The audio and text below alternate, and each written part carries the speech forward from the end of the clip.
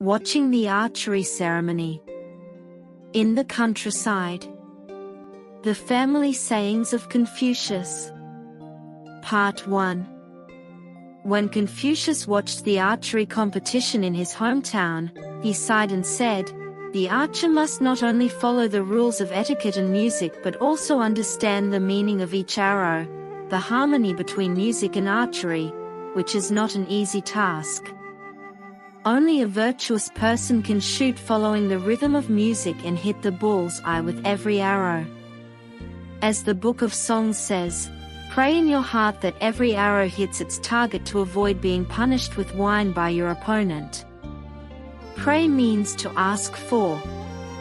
Praying to hit the target and avoid being punished with wine is to decline the other's offer of wine and food after the event as a sign of gratitude. Therefore, if any nobleman or scholar wants to participate in the archery competition but lacks the necessary skills, they should decline politely due to illness. Archery is a skill that men are born with. The mulberry wood bow hanging at home means hard work, self-improvement, and self-cultivation. After returning to Khufu with his disciples, Confucius practiced archery and shooting in Juexing, Khufu city in Akwali West. Many people gathered to watch, and the spectators were crowded around the shooting range. After the shooting director arranged the agenda for the archery competition, the master of ceremonies would come to preside over the archery ceremony. Confucius asked Zilu, one of his disciples, to step out of the formation with a bow and arrow and invite the gentlemen participating in the archery competition, declaring, "Those defeated generals, those who lost their country, those who are willing to become someone else's successor, are not allowed to enter.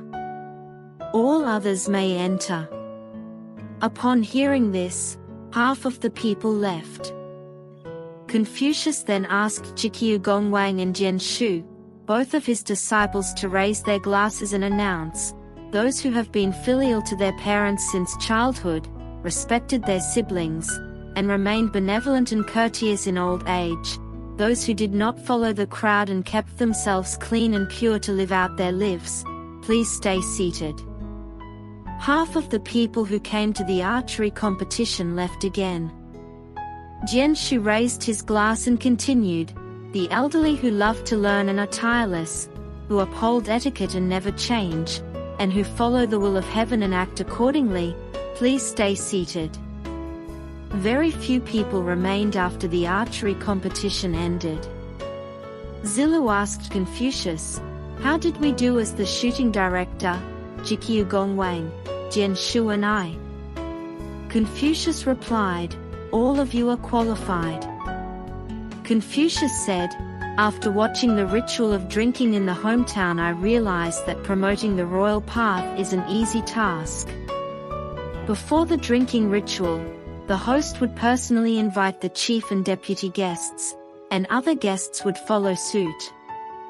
When they arrived outside the host's main gate, the host would greet them and pay respects to the chief and deputy guests, and the other guests would enter with the chief guest, distinguishing the guest's status. Upon entering, the guests and the host exchanged 3 bows before entering the hall together. Before ascending the steps, they exchanged 3 more bows.